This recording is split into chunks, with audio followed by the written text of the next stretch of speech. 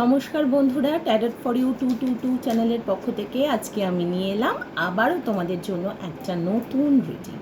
তো বন্ধুরা, আমি আশা করব তোমরা সবাই খুব ভালো আছো, সুস্থ আছো এবং পজিটিভ আছো। তো বন্ধুরা, চলো দেখি তোমার পার্টনার কালকে মধ্যরাতে তোমাকে নিয়ে ঠিক কী ভাবছিল, তার মিডনাইট থটস তোমাদের সম্পর্ক নিয়ে ঠিক কী ছিল, কী ভাবছে সে, এবং তার মনের মধ্যে তুমি কতখানি জায়গা জুড়ে রয়েছো। চলো দেখে নিই। তো বন্ধুরা, আমার এই রিডিংটি কিন্তু অন্য দিনের মতোই কালেকটিভ রিডিং, তো কাজেই তোমরা যতটা রেজনেট করবে ততটুকুই নিও, বাকিটুকু ইউনিভার্সের জন্য ছেড়ে দিও। এবং হ্যাঁ, অবশ্যই যেটা আমার আবারও বলার, এটা কিন্তু কোনো জেন্ডার স্পেসিফিক কিছু নয়। তুমি তোমার রোম্যান্টিক পার্টনারের জন্য দেখতে এসেছো, তো রোম্যান্টিক পার্টনারের রিডিংই দেখো, ঠিক আছে? তাকে মনে করে এই রিডিংটি দেখবে, প্রথম কথা। এবং এই রিডিংটি কিন্তু টাইমলেস, তো কাজেই যেদিন দেখছো তার সেই সময় রিডিং। তবে হ্যাঁ, এটা মধ্যরাতের ভাবনা, মানে একটা রাত্রেবেলা শুয়ে হয় না যে চিন্তা করে মানুষ যে হ্যাঁ এরম করলে হতো, ওরম করলে, নানা রকম চিন্তা ভাবনা থাকে। তো চলো বন্ধুরা দেখে নিই তোমার পার্টনার কালকে মিডনাইট থটস কী ছিল, কী ভাবছিল সে তোমাকে নিয়ে কালকে রাত্রিবেলা। এবং চলো দেখি তার মনের মধ্যে ঠিক কী চলছে, ওকে, কী এনার্জিতে আছে সে, চলো দেখি কেমন। তো বন্ধুরা, প্রত্যেককে পজিটিভ মাইন্ডেড হয়ে এই রিডিংটি দেখবে এবং অবশ্যই নিজের পার্টনারের নাম 3 থেকে 7 বার একটু মনে করে দেবে, কেমন? তার কথা ভেবে, তার সঙ্গে গুড টাইমস যেগুলো কাটিয়েছো সেগুলো ভেবে একটু রিডিংটি দেখবে, ওকে? ছোট রিডিং করব, খুব বড় রিডিং হবে না, কিন্তু হ্যাঁ, যতক্ষণে মানে আমার যা যা চ্যানেল মেসেজ হবে আমি সবটাই তোমাদের জানাবার চেষ্টা করব, ঠিক আছে? চলো দেখি। S of cups, 4 of cups, the chariot. আমি 4 অফ কাপসটা একটু ক্ল্যারিফাই করব কেন। ওকে,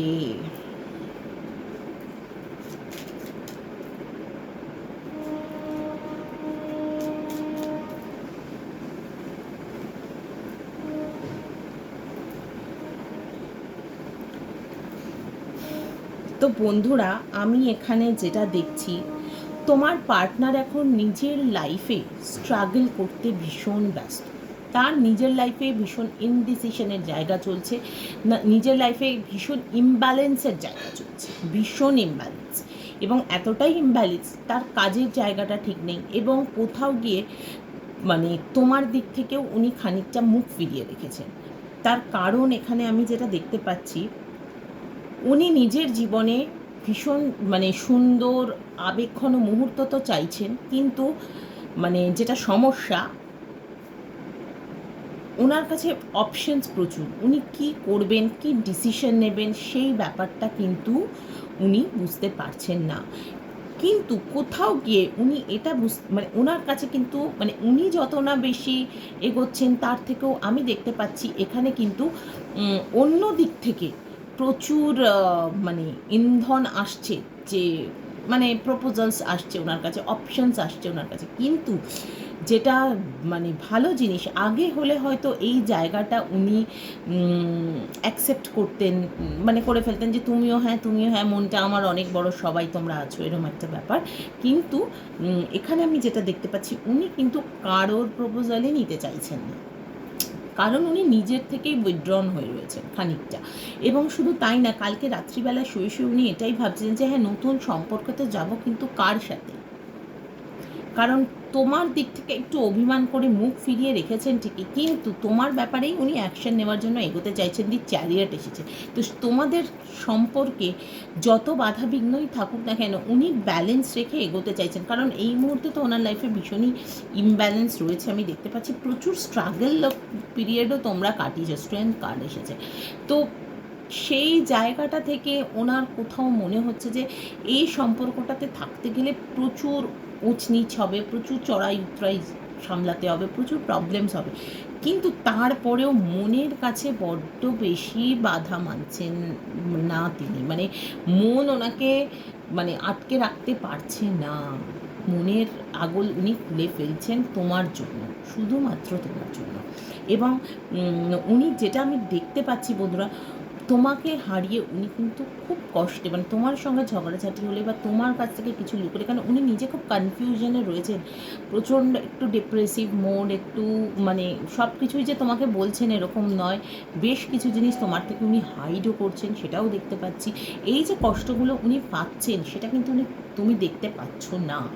তুমি তার বাইরেটা দেখছো, হয়তো এর সঙ্গে কথা বলছো, তার সঙ্গে কথা বলছো, এটা দেখছো, কিন্তু বেসিক্যালি যে মনের মধ্যে কিন্তু এই কষ্টতে রয়েছে যে যা করেছি ভুল করেছি। এবং ওনা মানে কোনো একটা জায়গায় গিয়ে উনি আটকে যাচ্ছেন এই কারণেই যে ওই সিচুয়েশন থেকে না উনি বেরোতে পারছেন, না ওই সিচুয়েশনকে মানে হজম করতে পারছেন, এরকমই একটা সিচুয়েশনে উনি আটকে আছেন। কিন্তু তোমাদের সম্পর্ক সম্ভবত অনেক দিনের, বা অনেক দিন ধরে দুজন দুজনকে চেনো, সেই জায়গা থেকে কিন্তু উনি এই সম্পর্কটাকে একদমই মানে ওই যা হচ্ছে থাকবে এরম করে রাখতে পারছেন না। উনি ভীষণভাবেই চাইছেন চড়াই উতরাই পেরিয়ে হলেও ব্যালেন্স রেখে তোমার সঙ্গে সম্পর্কে এগোতে, যে যাই আসুক সামলে নেব, কারণ এই সম্পর্কে কিন্তু মুভমেন্ট আসছেই বন্ধুরা। এবং উনি অ্যাকশন নেওয়ার জন্য রেডি, দরকার হলে দূরে থেকে হলেও তোমার সঙ্গে সম্পর্ক রাখবেন, এখন যতই অভিমান করে মুখ ফিরিয়ে থাকুন না কেন। উনি এই যে মানে উইথড্রন হয়ে রয়েছেন, কোনো নো রিসিভিং এনার্জিতে রয়েছেন, সেই সিচুয়েশনটাকে কিন্তু এবার উনি শেষ করতে চাইছেন। এবং প্রবাবলি উনি নিজে কোথাও একটু ট্রাভেল করতে চাইছেন, যে একা কোথাও, যে সোলো ট্রাভেলিং হয় না, যে কোথাও ঘুরে আসি মনটা একটু হালকা লাগবে, আমরা এটা বলেই থাকি জেনারেলি, তো সেই রকম কোনো কিছু চাইছেন। এবং এই যে এত অপশানস ওনার কাছে আসছে, সেইগুলো কিন্তু উনি এখন আর ট্রাই করছেন না। কোথাও গিয়ে উনি ইমোশনালি একটা ব্যালেন্স সিচুয়েশনে এসছেন, যে না এরকম তো আসতেই থাকবে, কিন্তু নিজের জীবনের ব্যালেন্স আমাকে নিজেকেই রাখতে হবে। এই রকম থটস কিন্তু ওনার কালকে রাত্রেবেলা ছিল তোমাকে নিয়ে, তোমাদের সম্পর্ক নিয়ে। তো চলো বন্ধুরা দেখি এমত অবস্থায় তোমার কি করা উচিত, কি বলছে ইউনিভার্স গাইডেন্স। চলো দেখি এমত অবস্থায় তুমি ঠিক কী করবে, তোমাদের জন্য গাইডেন্স কি।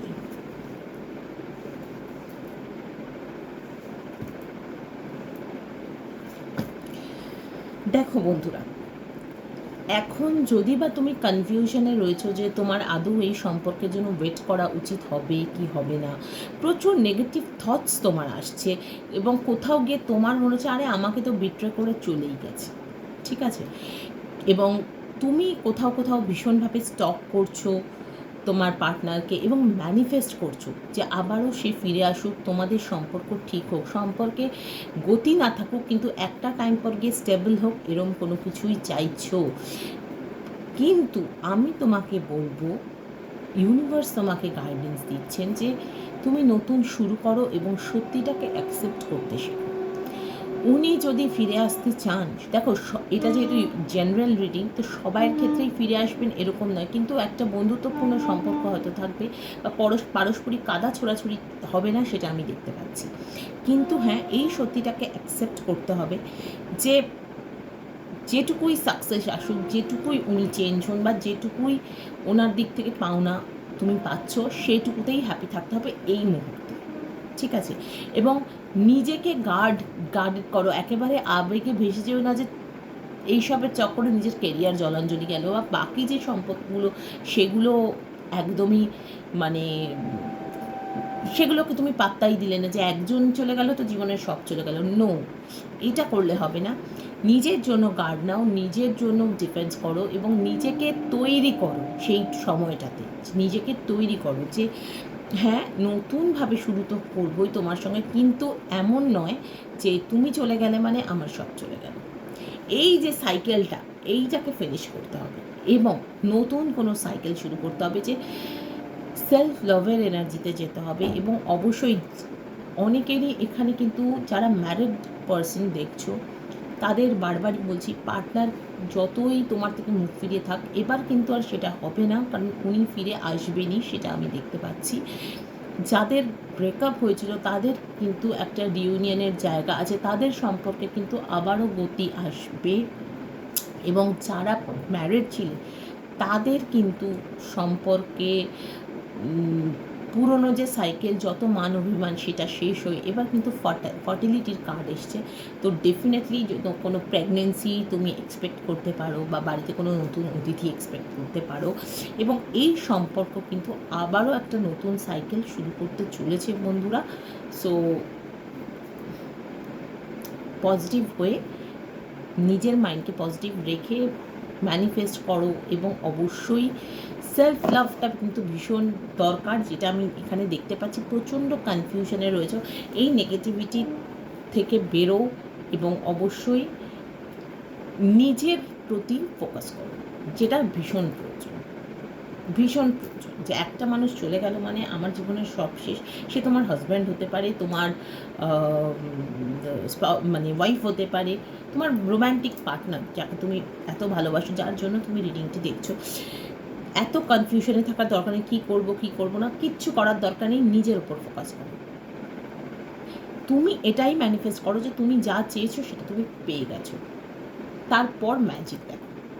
তো বন্ধুরা, কেমন লাগলো আজকের রিডিং আমাকে তোমরা জানাতে কিন্তু ভুলো না। লাইক করে কমেন্ট করে অবশ্যই জানিও, এবং যেসব বন্ধুরা নতুন দেখছো তারা প্লিজ আমার চ্যানেলটি একটু সাবস্ক্রাইব করে দিও, আর যদি ভালো লেগে থাকে ভিডিওটি একটু চ্যানেলটি শেয়ার করে দিও। এমন যারা আমার কাছে রিডিং নিতে চাও পার্সোনাল, তারা 9830761244 মেসেজ করো, এবং যারা আমার কাছে ট্যারো রিডিং শিখতে চাও তারাও 9830761244 মেসেজ করো, আমার ডেসক্রিপশানে দেওয়া আছে। তো আমি তাদের নিশ্চয়ই টাইম এবং প্রসেস সব বলে দেবো। হোয়াটসঅ্যাপ করো, কল করো না, কারণ কল করলে আমি সবসময় ধরতে পারি না। ধরতে পারলে ভালো, কিন্তু সবসময় আমি ধরতে পারি না বলেই বলছি হোয়াটসঅ্যাপ করো, আমি ডেফিনেটলি তোমাদের গাইড করবো। কেমন? আর ট্যারো কিন্তু একটা গাইডেন্স টুল, তো কাজেই এটার ওপর বেস করে বড় কোনো ডিসিশন নেবে না। অবশ্যই বাড়ির লোক, নিজের গুরুজন যারা শুভানুধ্যায়ী তাদের সঙ্গে কথাবার্তা বলেই জীবনের যে কোনো বড় ক্ষেত্রে ডিসিশন নেবে, কারণ আফটারঅল অভিজ্ঞতার একটা তো মিনিমাম দাম আছে, তাই না? সবাই ভালো থেকো, সুস্থ থেকো, এবং অবশ্যই পজিটিভ থেকো। আজ আমার রিডিং আমি এখানেই শেষ করলাম। তোমাদের সব কিছু শুভ হোক। টাটা, সবাই ভালো থেকো।